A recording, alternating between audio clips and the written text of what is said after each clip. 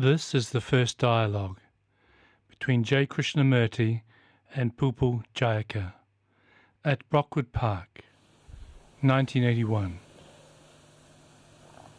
Shall I start? Yes. Krishnaji. Relax. I want to ask you a question which I don't think we have ever discussed. And yet, perhaps you will say that it is not possible to discuss it. And yet, I think it is right that a question should be asked. And that is, can we discuss and investigate into the nature of God? Of? God. God.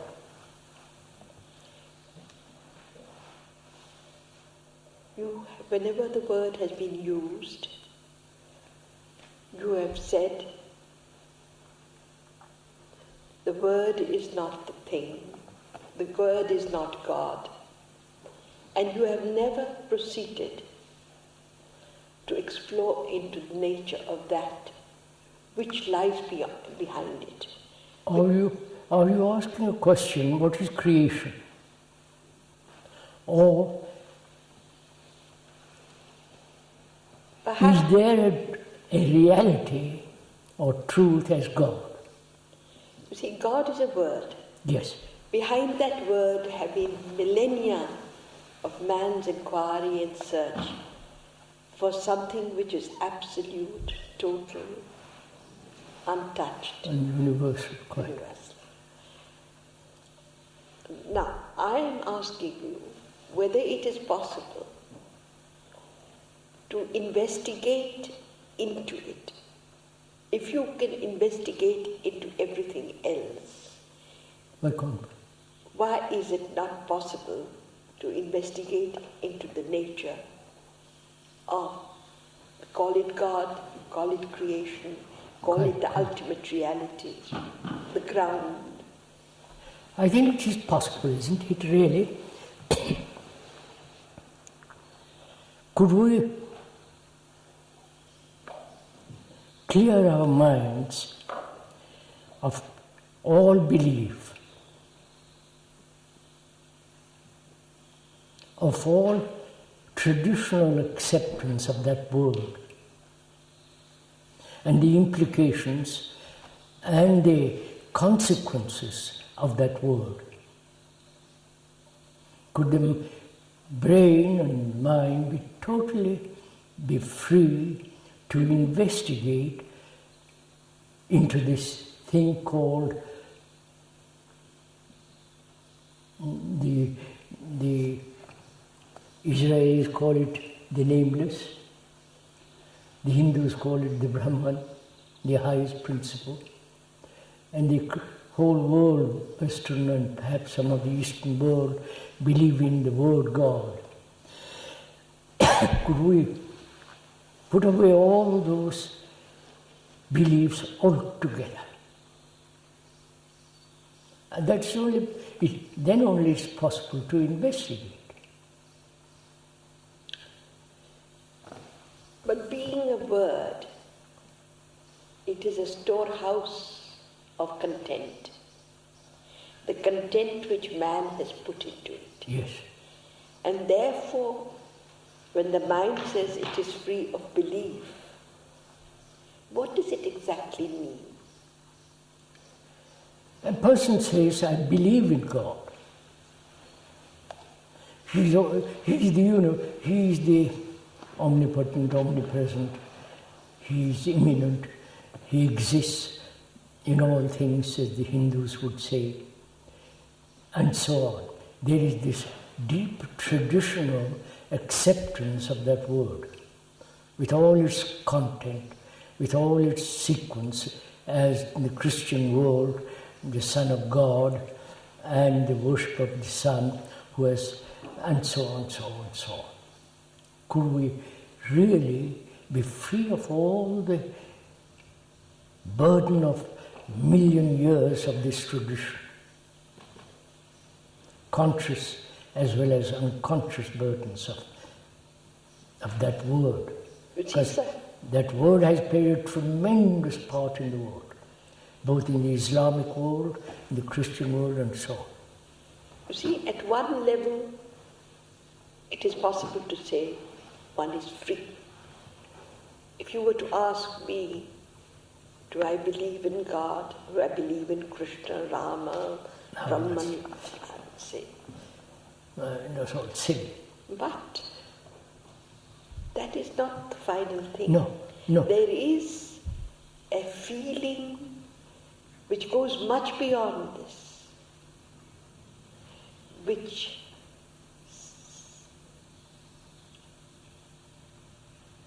the factor of life itself. Are you asking, if I may, what is the origin of all this? Before I go even to the origin of it, I'm trying to comprehend the state of my mind which says the outer beliefs are out. But is there not still that sense that without this nothing could be, that this is the ground?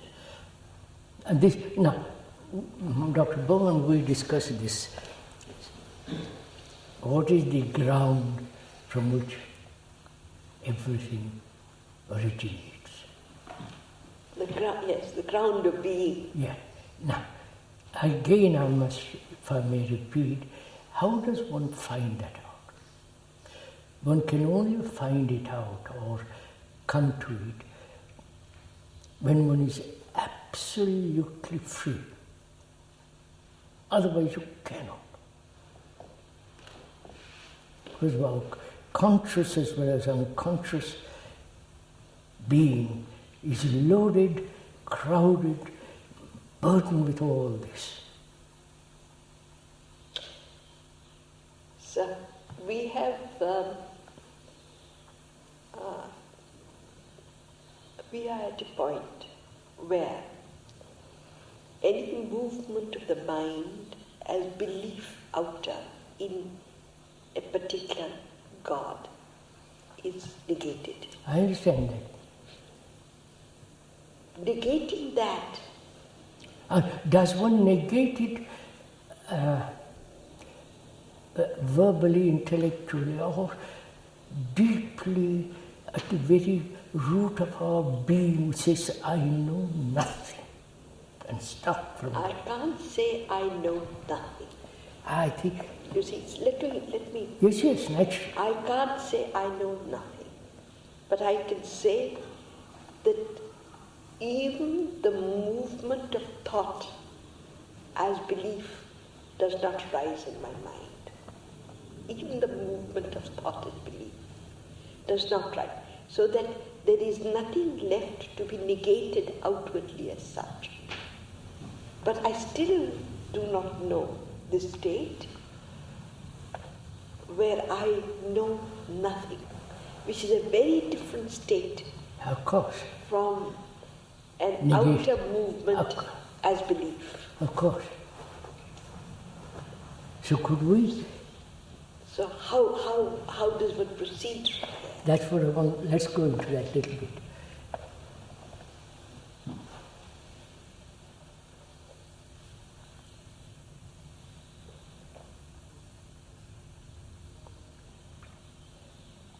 Can we negate completely the whole movement of knowledge? Except in knowledge in driving a car, speaking a language, technological knowledge and all that. We won't go into that. That's fairly simple and clear. But the feeling that one knows, the feeling that there is somewhere deeply within one, the whole accumulated experience of man, which says there is God, Or there have been prophets, there have been sayers say that there is no such thing as God.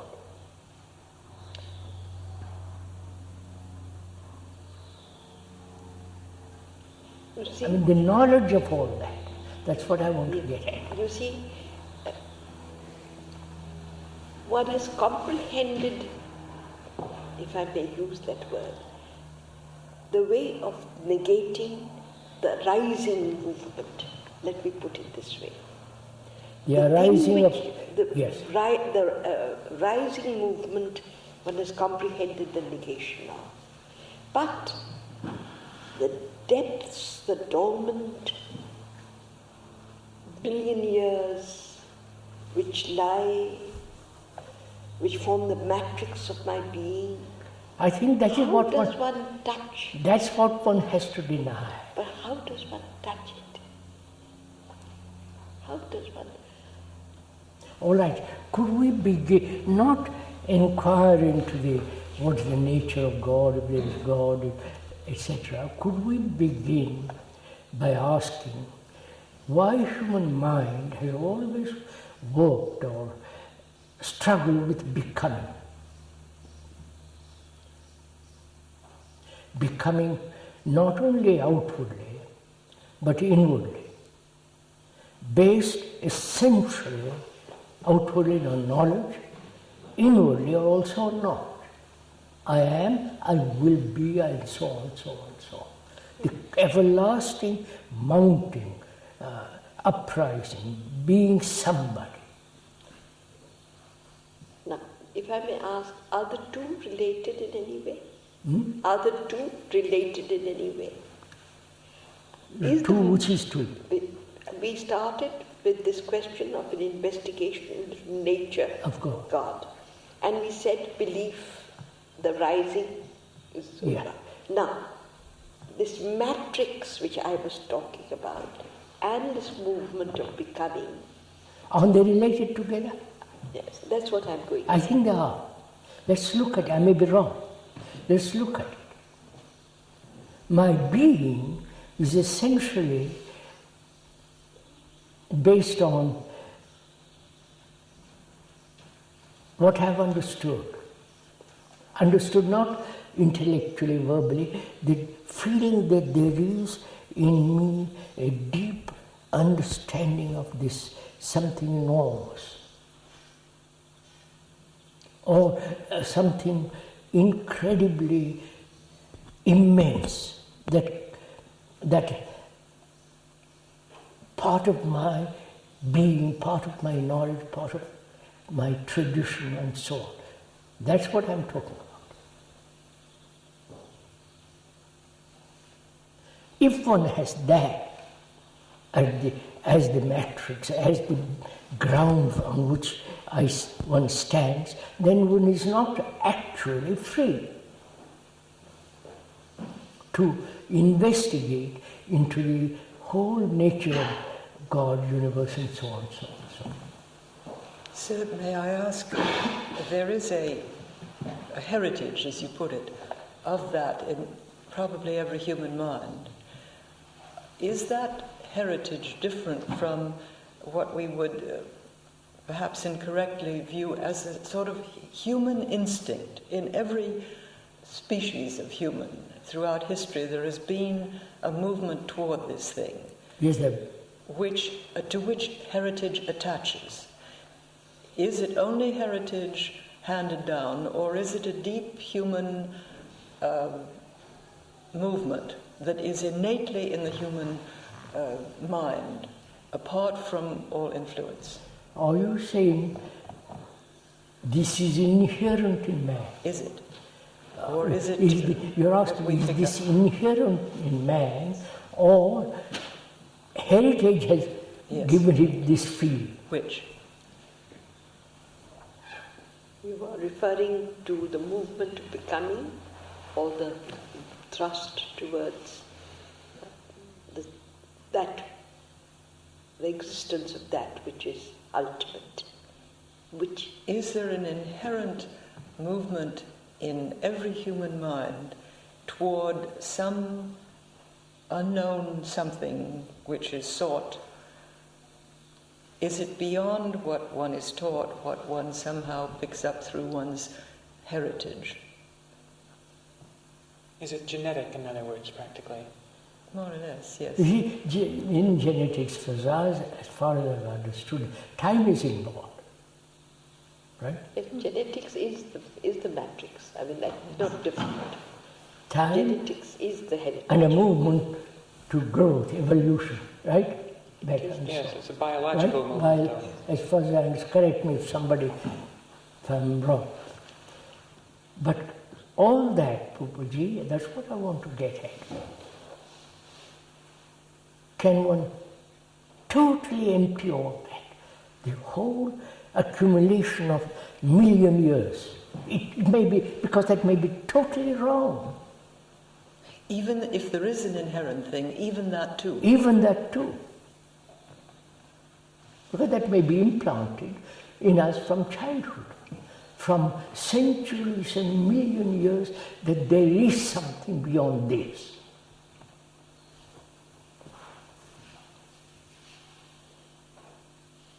I think that is most deep-rooted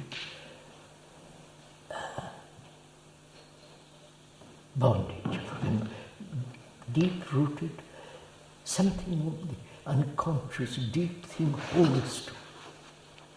Otherwise we have nothing.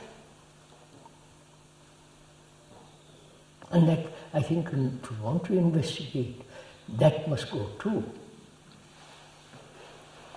No. I mean, hasn't, what's his name? Buddhist scholar, what's his name? No, Nagarjuna, hasn't he? Has he ever said this? Well, I don't know exactly, but they talk of the river of sorrow, Dukkha. River of sorrow. Which is the river of life, in which I know all that. I mean, I've been told. But I'm trying to that goes right to the last movement of the unconscious mind. It is a total thing. But again, sir,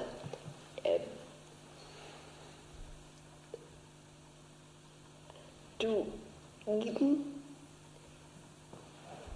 you see, is it possible without a thing being exposed for it to end? Let's expose it.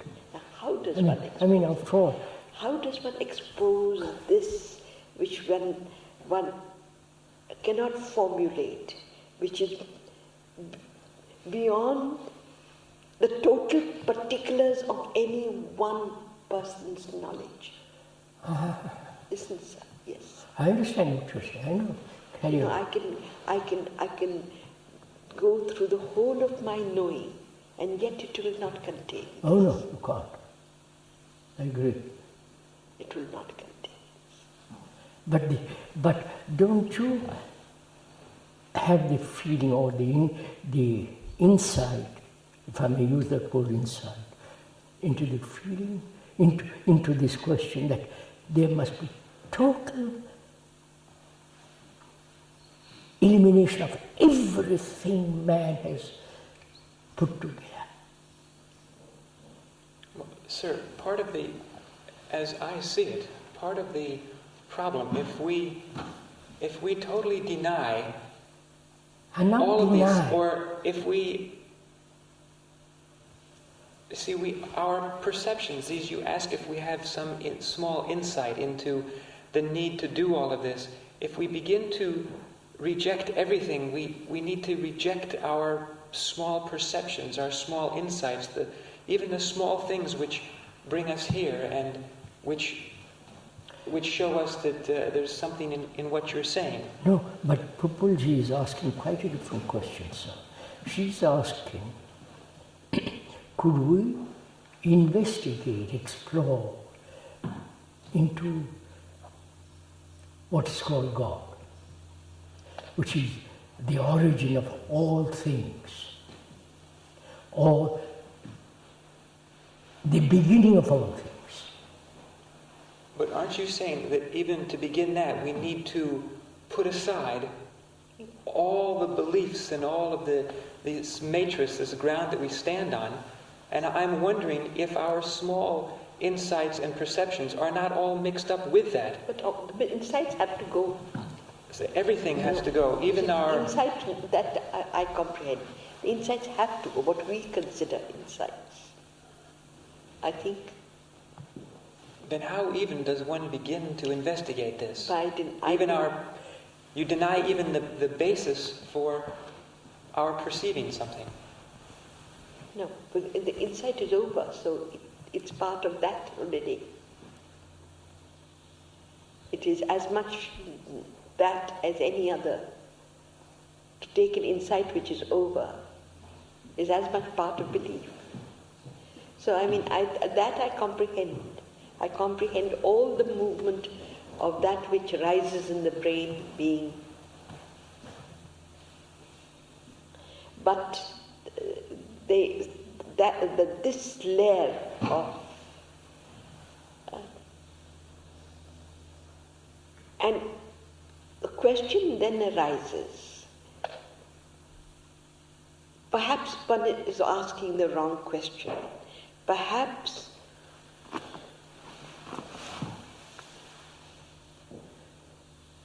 there can never be a negating of that. How can one negate that? No, I'm just waiting. Man has tried in so many ways to find this, right? He's fasted, he's tortured himself, he denied physical or everything to find this, right? But he's always anchored to something. Yeah. Like the great Christian mystics and so on, they're always anchored in Jesus, or they're anchored. And from there they move. Right? May I ask you a question? Do you think we are anchored to you? Maybe.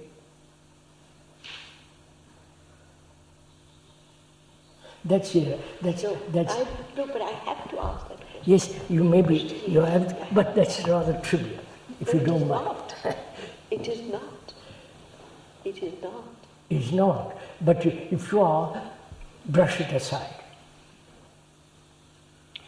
Are we not anchored to the few things which we see as Of true? course, if you are, then put away where the anchor. So one can see the being unanchored from all the answers. Can one also be unanchored from the question? Oh yes. In other words, all the answers to what reality, God, etc., that are deeply in us, that perhaps can be negated. I wouldn't even ask, you see. Can one not stop the search? I wouldn't even ask that question. What is God? Because then my brain starts spinning a lot of words. Yes, but as it seems to me, we've already quickly gone beyond the replies, because that's obviously what's been put upon our minds, one way or another. But behind that remains the inquiry. Now, is that... What do you mean inquiry? The inquiry, where is there something else? Is there this thing, call it whatever you want? The movement toward that seems to be innately in us. Is a movement towards that? Toward finding out then a question that movement only, is not wrong. an answer. Wait a minute. If my investigation is a movement into the understanding of what is called God, right? That movement itself is a bondage. Why? Huh? Why? What do you mean where? Why? Oh, why? Obviously. Movement means towards something. Well, action. Movement implies time. So, when you're introducing all that... No, sir, I don't mean to. I'm trying to get behind that. Otherwise, All right. What are we all Then doing? What are you don't let's talking about? use What are we words asking? that have implications of time. No, never mind. Just a minute, let me explain the implications of time, implications of going towards something, leaving something behind, and moving forward. Any of those, of such movements, imply time, trying to find something, all that. I said all that must stop.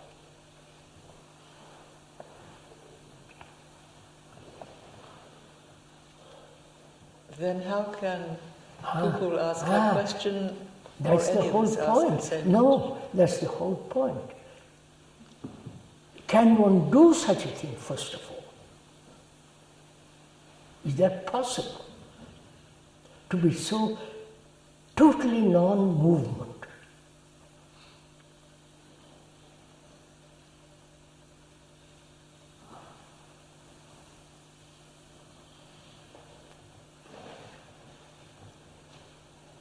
Otherwise, movement is time, thought, and all that complicated things involved in it.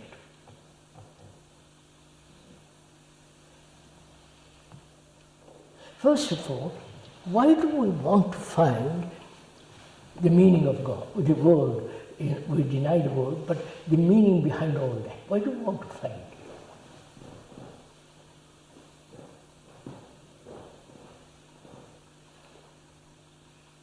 Because there is a part of us, there is still This part, go ahead, a part of us which is seeking, searching, asking, demanding. Is there not? which feels that there is. That's it. That's it. We never say, I don't know.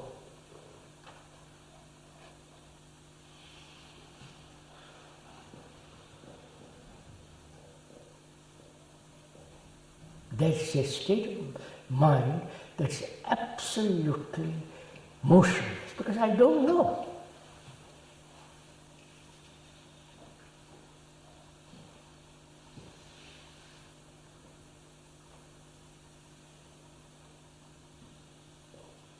I think that's what we're different. We all want to know, which means put into the bag of knowledge what God is. Isn't the ear listening, the eye seeing, the word said with the whole volume of actuality in it, of what God is, necessary to wipe out this matrix? Oh yes, absolutely. Then should not the ear listen? What? Should not the ear listen? Then it will listen to what is already known. No, I'm asking you now. That Can there be a listening? No, wait. Can you wipe out the matrix? I don't know. Which is what? I really don't. When you use the word, now wait a minute. When you use the word matrix, what do you mean by that? I only know, I do know that beyond the risings of, in my mind, of the obvious beliefs and all Cut that, out all that. Yes. that there are depths and depths and depths to me. You use a very significant phrase in some way or the other, I remember reading it. Play, you use the word play round with the deep. Yes. So you also posit a depth which is beyond the outer risings. So this depth, which is really not within the matrix, within the... No. Within the... No. can't.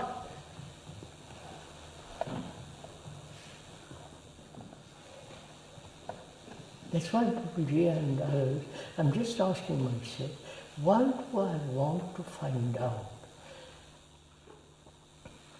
if there is something beyond all this? Because, Krishnaji, let me tell you, I'm putting aside everything else now, and I'm repeating what I said earlier. I said, this matrix, I can do nothing about. I wonder what you call that. Would you explain to me what This you mean? depth of which I cannot bring to the surface of daylight, of consciousness, of perception, of attention, that which does not come within the purview of my eyes and my ears, but still is there. It's still there. I know it is there. I can't help it. I carry it. It's part. It's me.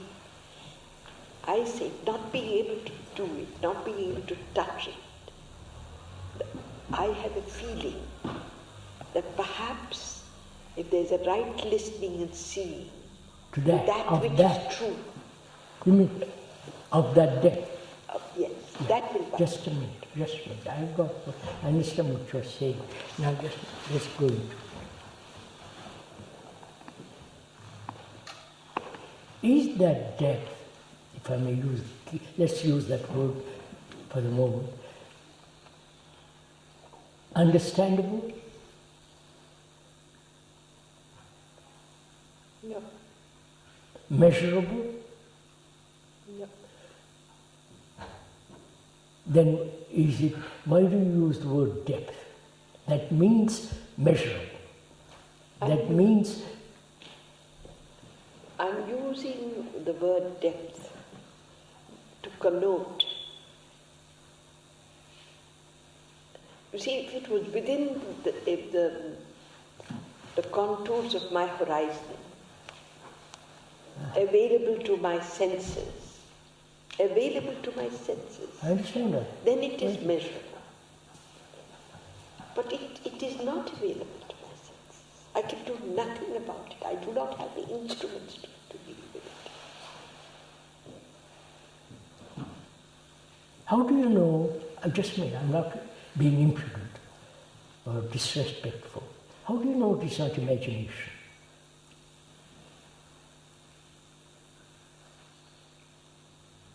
How do you know it? Do you know it as an experience? Yes. And then it's, careful.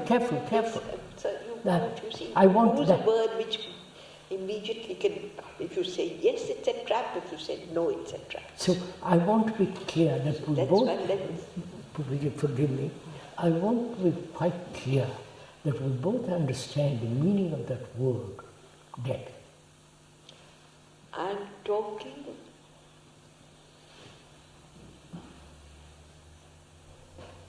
of a feeling. Surely, sir, a word can be said from the surface mind, and a word can be said which has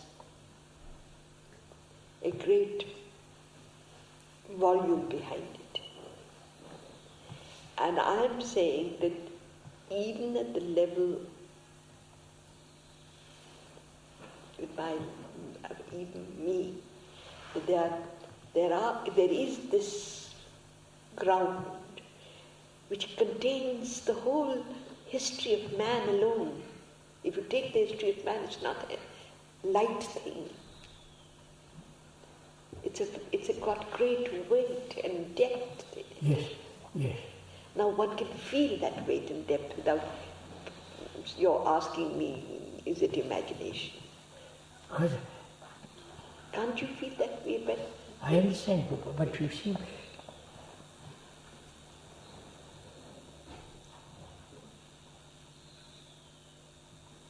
you see, if I then there is nothing to be done but to just look and listen. There is no question you can ask yourself. I mean, that depth, is it depth of silence,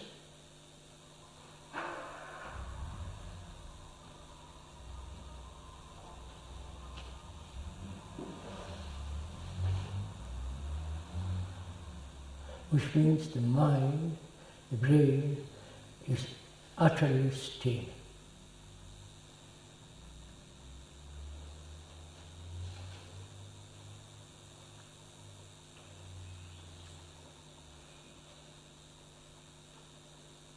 Not something that comes and goes.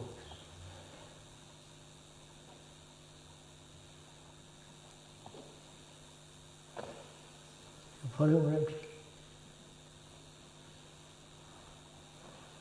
How can I answer that? How can I answer that? I think one can.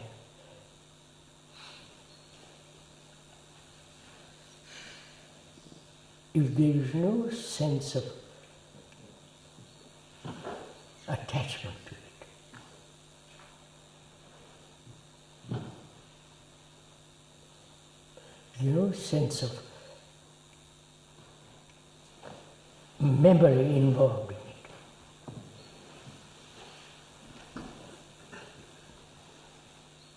it. We'll read this, let's begin again.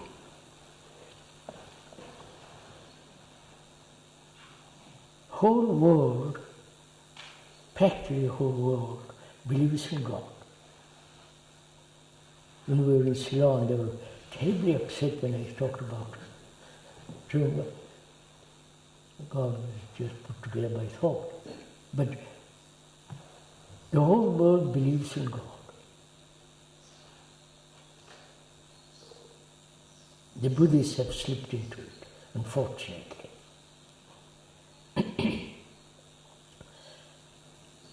I don't know what God is. I start with, I really don't know. Probably I can never find out.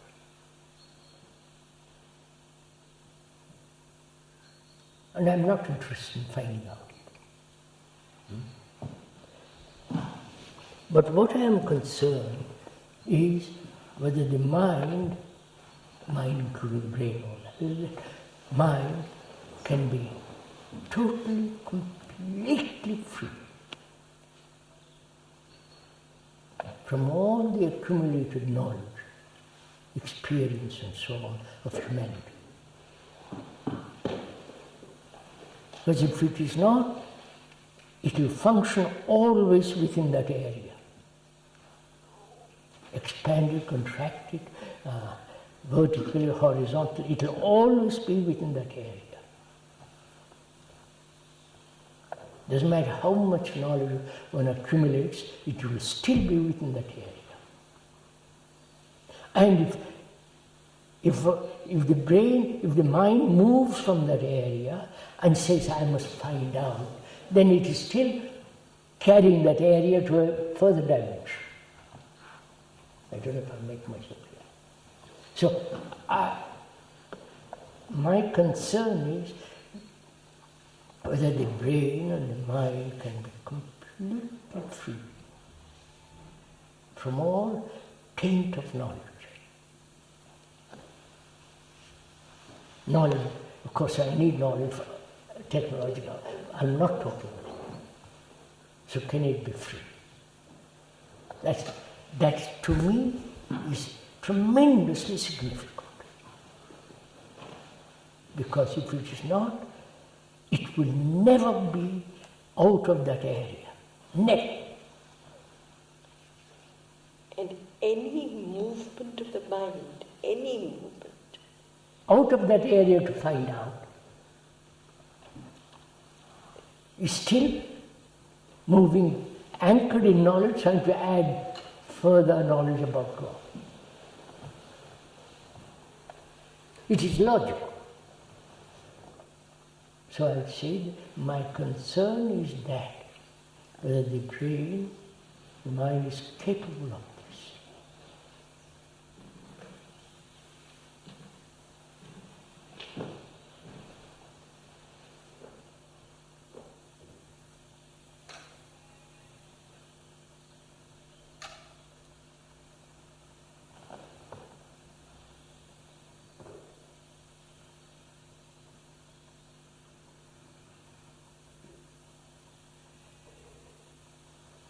See, when you put a question of that kind, either you say it's not possible, or it is. If you deny both the possibility and probability of it, then what is... You follow? Could I have an insight, I'm talking, the depth of insight into the movement of knowledge?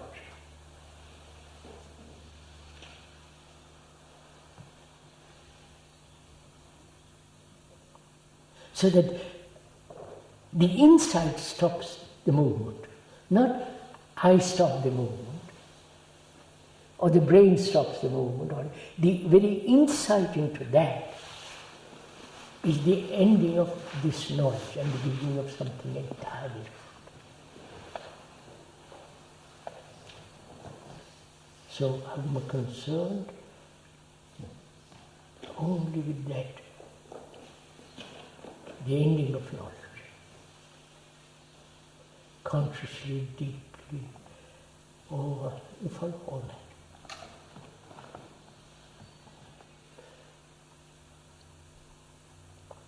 Please, not the any of knowledge examinations and all that, please don't misunderstand.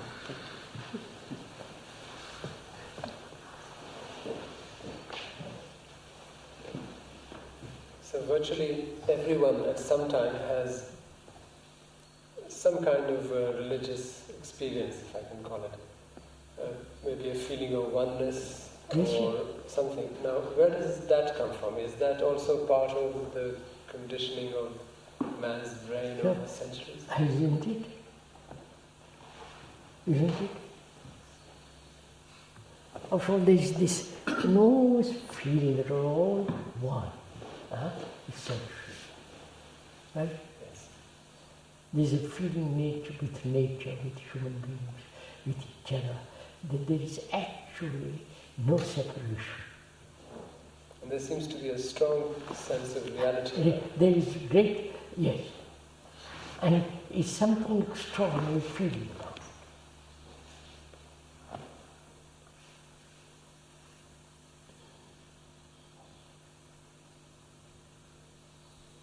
But that feeling, that sense of tremendous harmonious unity, if it's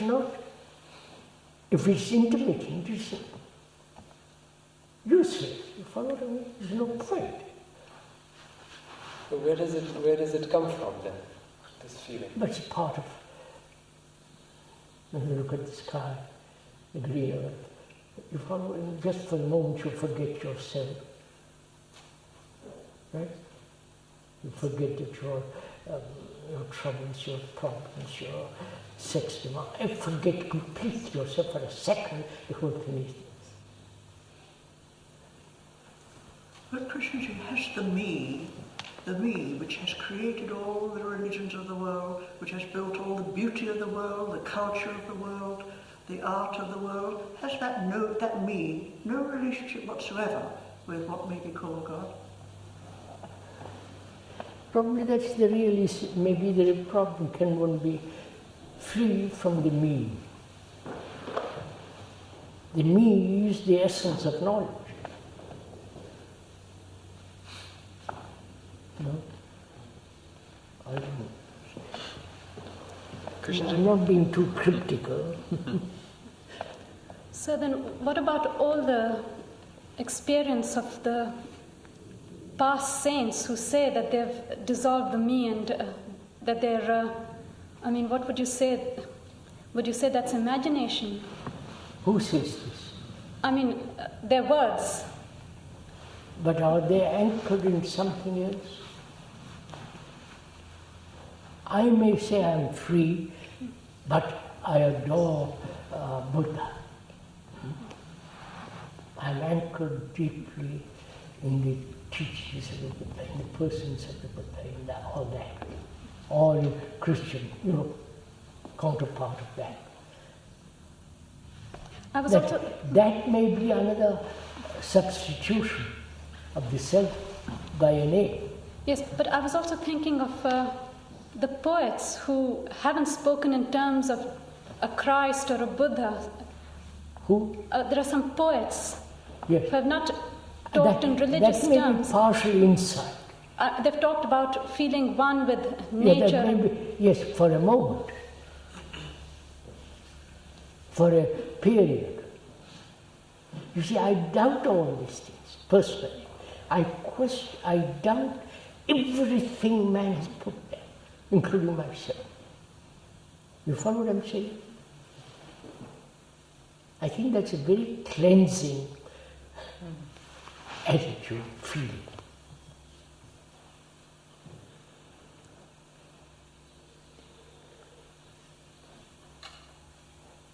So you start with extraordinary feeling of not knowing about anything.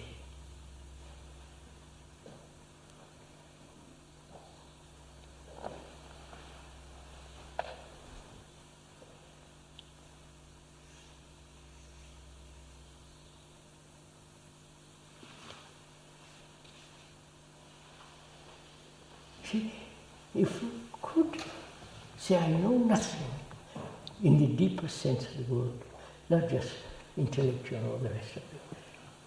You are the universe, you follow it. You're not your knowledge. It is there. I don't have to follow it. I don't even have to explore.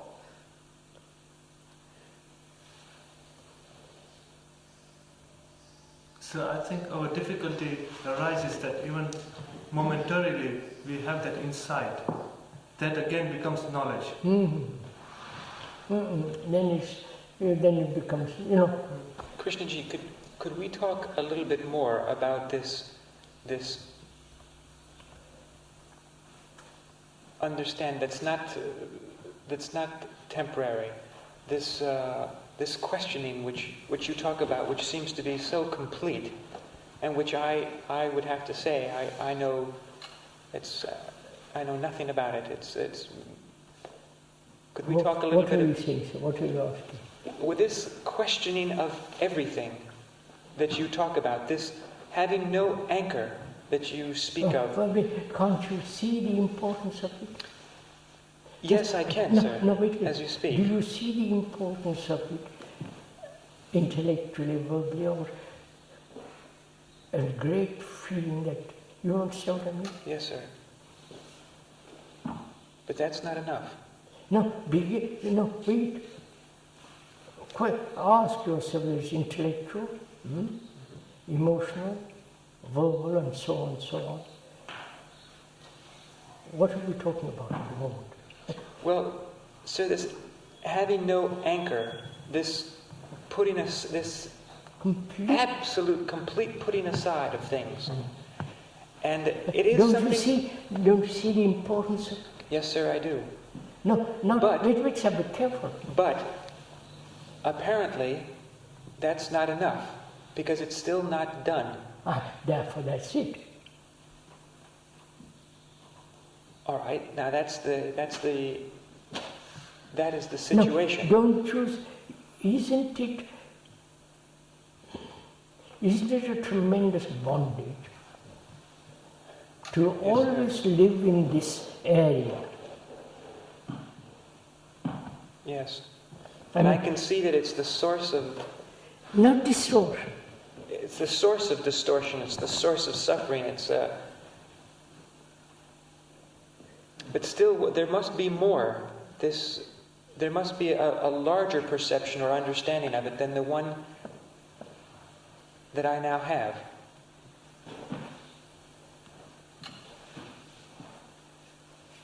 Somehow, somewhere, one is missing some little... Missing link. I'm just trying to find what it is that is missing. I understand what you're saying. Look, Populi, just wait.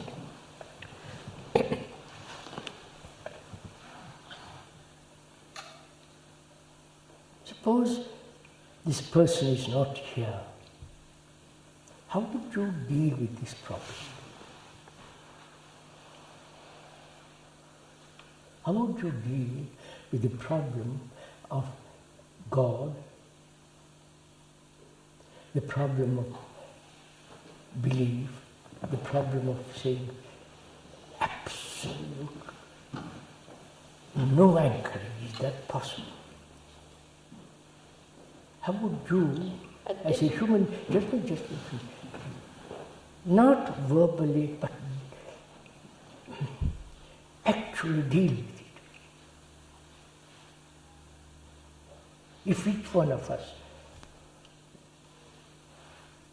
could we deal with it without any reference to anybody?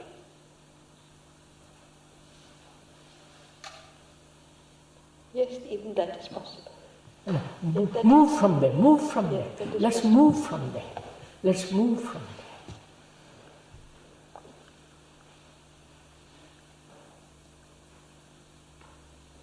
Each one of us is totally responsible for ourselves in the sense that we are not referring to the past authorities, to saints, to other people, totally responsible to answer these questions.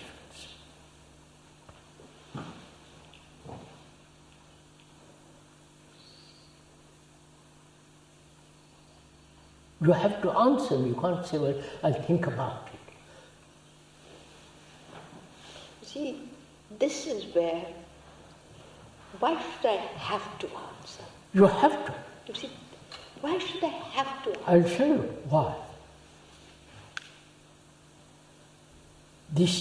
You are part of humanity, and humanity is asking these questions.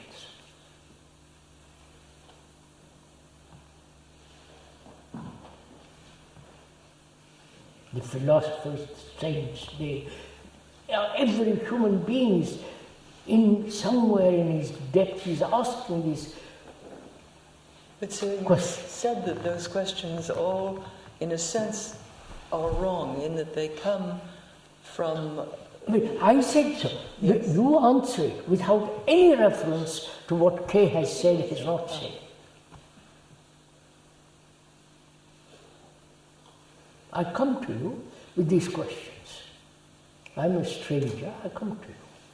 I say, please, as a human being, and you're also a human being, apparently you have gone into this more, tell me, answer me. I put you these questions. To me, these questions and the answers are tremendously important. May I ask you one thing? How does one take a question like this and leave it in consciousness? Huh? Please, sir, please. How does one take a question like this? Like what? What we've been discussing. Yes, I'm human. I am humanity. Question I'm asking of man. this. Question of man. How does one take a question like that? One has to hold it in consciousness. It has to be... Either you have never thought about it, just me, let's go step by step. Either you have never thought about it, or you have thought about it in the sense that you have gathered tremendous information, knowledge from books, and all the rest of it, or you say, perhaps it's the first time I'm facing this question without any reference to anybody. Sir? Go slow, go slow.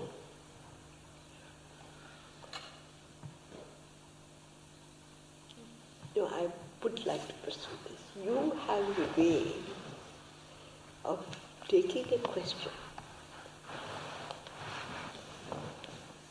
asking it, and then without any movement of the mind, yes, remaining with it. Yes. That's my peculiarity. That's what I want to know. Perhaps that's peculiar, idiosyncrasy, whatever it is. Because what one does when one asks a question, there's a movement of the mind. Yeah, that's right. Now, with you, when such a question is put, there is no, it is there, but there is no movement. That's right. You're right. Now, you're asking me how to get that. No, I'm not saying, I know I can't get it. Now you can have, no, you're right to ask that question. But that seems to be,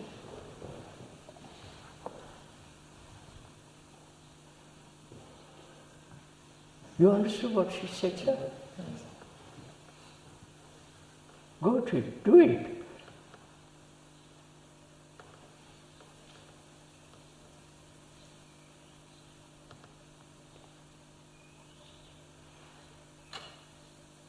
I'm asking you as a human being, and as a human being who have asked these questions for a million years, I come to you and put these questions. Are you ready to answer, or react to it, or hold the question quietly? Hold it. You understand? You understand what I mean?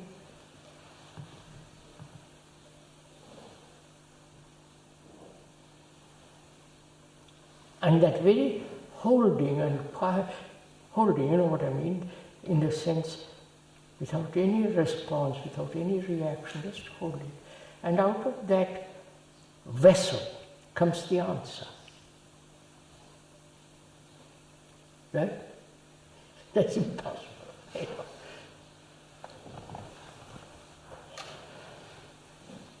Could you say something, Krishnaji, about the nature of that holding?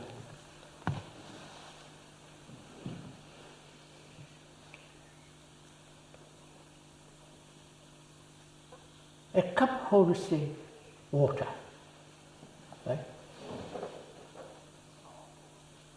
A pond is held by the earth, you know, holding, you know, this sense, without any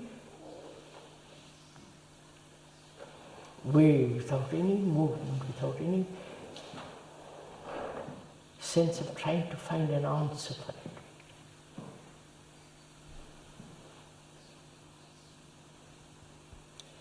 It's with most of us, perhaps, we may not try to find an answer. We may just stay quietly with an unanswered question.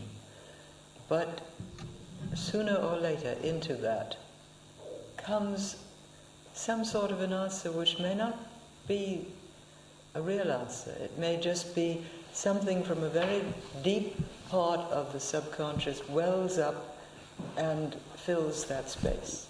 I know.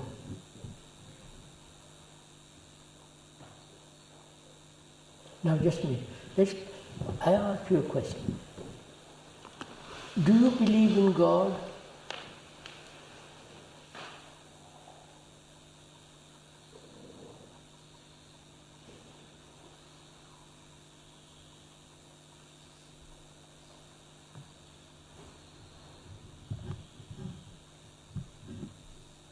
I ask you that question. Can you say I don't know, or I don't believe, or maybe without saying anything about it, just look at the question? Can you?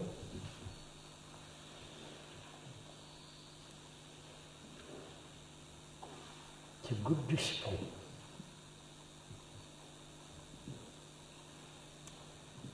If you ask a devout Christian who goes to church every morning and sings praises of God and all that, sings songs of praise, immediately says, yes, of course I believe in God. Or if you go to India and ask those people, they reply also the same thing. That is their reaction to well-programmed mind, like a computer, which has been programmed to believe in God, and you press the button, it replies instantly. Right? Now, I don't want to reply instantly, I don't know. I really don't know. there's God or not. Sir, but even that holding which you're talking about, there could be another kind of holding which people do, is the kind of holding when people say sleep over a problem, which is different from the holding you're talking about.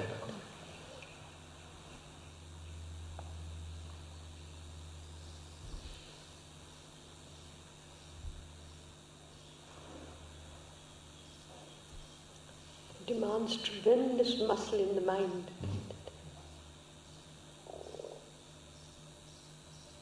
At one level.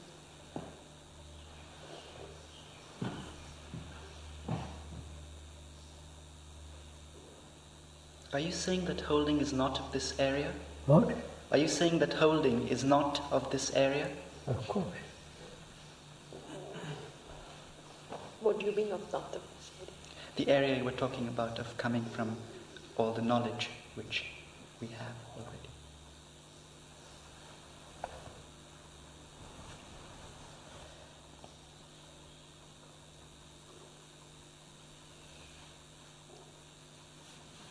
Krishnaji, but in holding, isn't there any kind of inquiry? What? In holding something, isn't there any, we understand that there is no movement really as knowledge, but isn't there an inquiry in it? No. It's the same game again. No, sir. No, sir. Just let's pretend. I'm afraid unless you understand this, it'll lead to a lot of misunderstanding.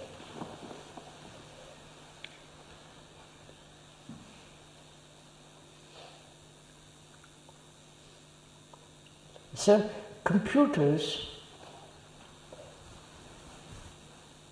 which have been programmed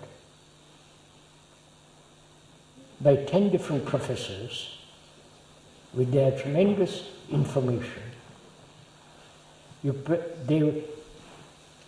computer analyzes all these professors' responses and their attitudes, their ideals, what they say, and it makes a synthesis of it, right, and replies. Now, our brains are trained that way. We have been programmed to be Christians, Hindus, Buddhists, or British, or this or that. We have been programmed for thousands of years. And that programmed brain replies immediately. Right? Right? Of course, this is wrong. This is what we are doing. Now, if the brain is not programmed, it hesitates, right? It says, I'm looking, I'm watching, I don't know.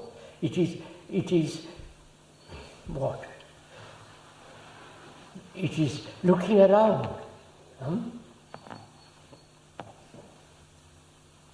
Now, can our brains be not programmed? But this activity of the brain looking around, this kind of activity, is not the kind of holding that you were speaking of before. Of course not. Can we say something more about this Go holding? on, sir, you say it. Go I ahead. have nothing to say about it, Krishnaji. Go on and push. Well, I'm trying to... You see, there's a couple of questions which come to mind and which probably are improper questions. But you say, for instance, as the cup holds the water, or as the earth holds the pond, is there something that does this holding, like the cup and like the earth? No.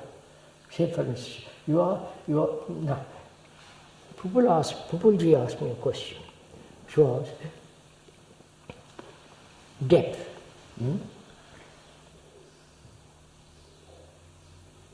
And this, what? You do the same. Now go. I asked you that question. You listen to that question. What was your reaction to that question? Which question exactly, sir?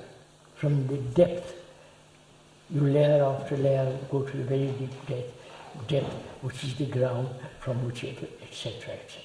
You heard that. Now,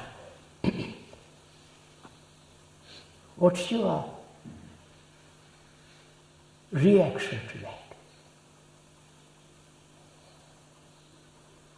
I'm using the word purposely, reaction. I was just trying to understand what was being talked about. I was trying to listen to what you were meaning by it and what Pupuji was meaning by it. I was just listening to it. I don't think that answers your question. No. You see, sir, when a question Listen carefully. when a question normally is put to the mind, it's like a drop of sugar being dropped to the ground and ants coming from all over towards it. So all the movement is awakened, and there's a movement of all the hidden layers to move towards that question. Now, the question is, can that question be put, remain without the movement of these? Without the ants. Really is that? So I was wondering, one question. Would you say that when we think of the mind or the brain, would you say that you could say perhaps it's for thinking, but that also there's something in the brain that's not thinking? In other words, that an important function or faculty of the brain is not thinking. So I believe, I don't know if I'm wrong, I will be correct. I would like to be corrected about this. I believe the brain, when it's quiet, without the operation of thought, problems, all that, when thought is not operating, the brain itself has its own movement.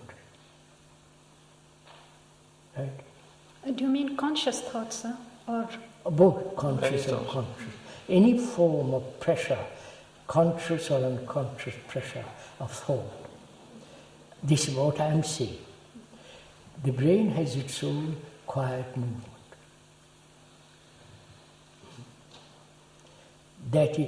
That's natural.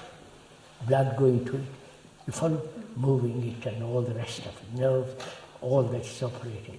Now, I'm not talking quieting that part. You understand? You can't. that's the physiological part. It's a muscle. Right. Now, we are talking about the brain, which is in constant movement, the energy of which is thought. Right? To quieten thought is the problem. I wonder if you understand my question. Now the problem is, how will you deal with this question? Is it possible to quieten the thought completely? Not for a few seconds, completely. Go out for a walk and not have a single thought in your head. Krishnaji, is it correct to say that the brain, just plain physiologically, is always recording, even in sleep, even in unconsciousness? The recording process goes on. But can we differentiate, just for this discussion, between the incoming recording, whatever it is, very low level, and the stirring of the already established content, which would be thought? Now, are you saying that in this empty... Non-recording, only observing. There isn't wait a minute.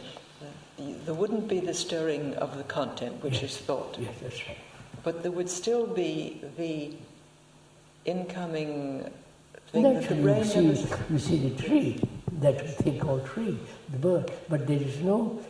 There's no reaction out of... This leads to something else. Is this related to this holding that you're talking about, Krishnaji? So, don't complicate it, so just take it easily. which is, I put you a question. Don't try to answer it instantly. Just, look at it, play, hold it.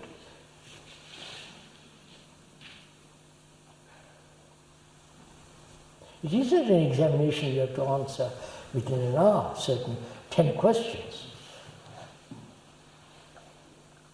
It is a mind that is capable of not reacting immediately, delaying the reaction perhaps indefinitely.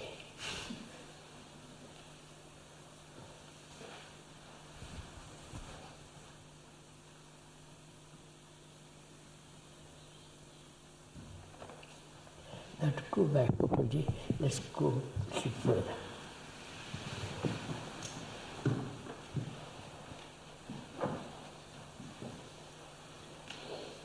I have no anchors. Suppose I have no anchors at all. Neither in belief, in knowledge. All that is absolutely meaningless. I'm a stranger, I've come to that point. I see it has no meaning.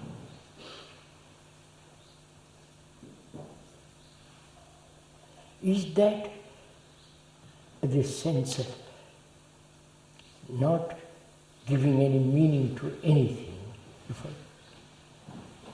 Is that a state of mind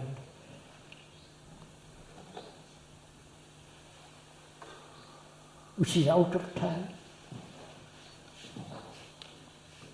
Follow the message. Because No, yes. Huh? So, is that the state of real, profound meditation?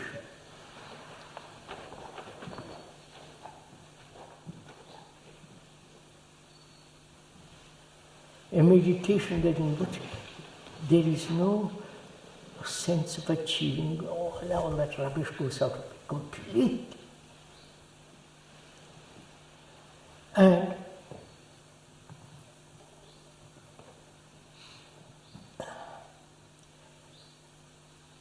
that meditation may be the ground,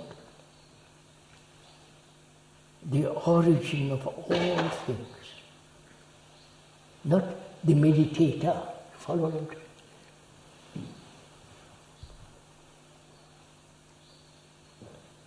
Now, may I ask? We're getting something. The meditator is not the ground. Of course, I am that throw him out. But without the meditator, can the ground be? Without the meditator, yes. If the meditator is there, ground is not. Ground is not.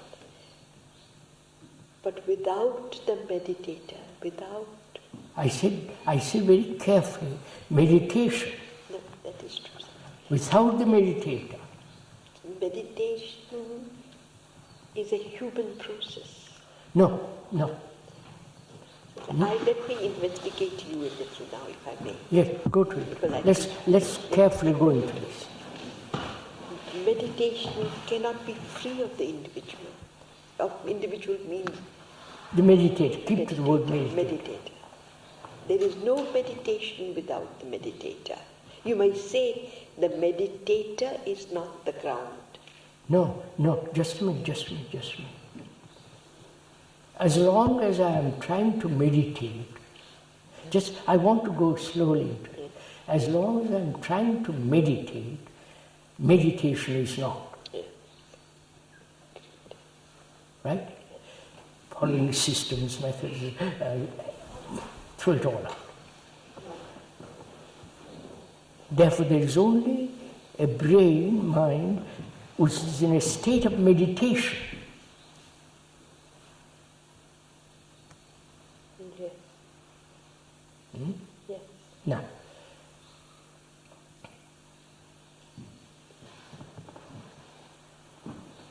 that is the ground.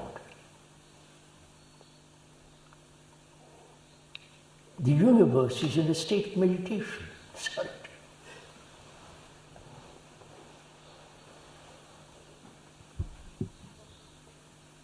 And that's the ground, that's the origin of everything.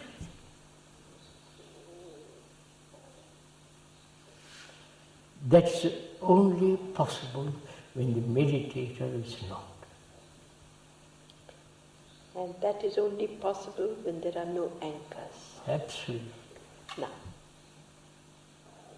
That means there is absolute freedom from problems, conflicts, sorrow, or fear. That state of meditation has come about because there's complete ending. So, beginning may be the eternal process, the beginning. Never, you know what I'm saying? Am I? You're catching something. It may be eternal beginning.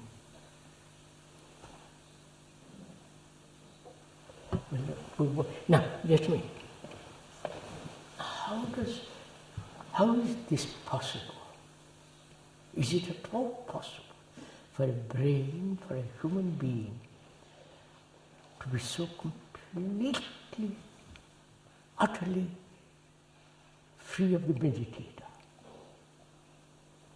which is essentially the self?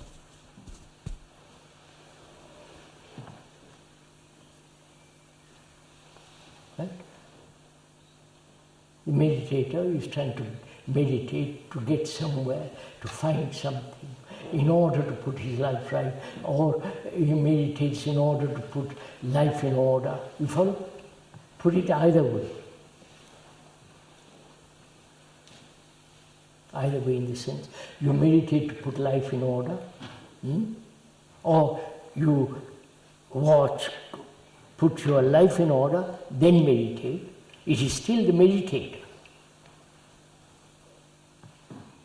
Right?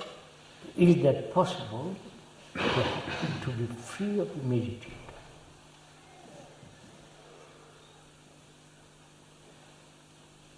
Then there is no problem.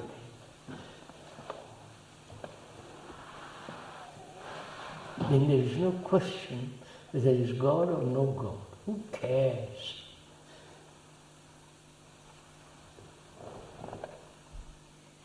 Then that meditation is the meditation of the universe.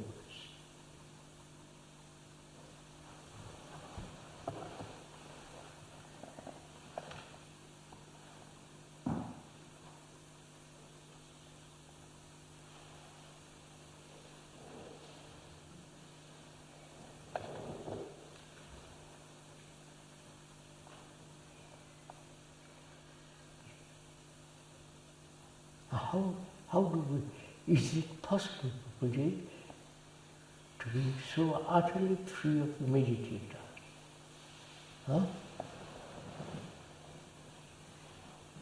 Now, I'm asking that question. Oh, don't reply, don't react, keep it. You understand? Hold it. Let it operate. You follow me? In the holding of it, the energy is being accumulated, and that energy is beginning to act. Not you are acting, but you understand what I'm saying?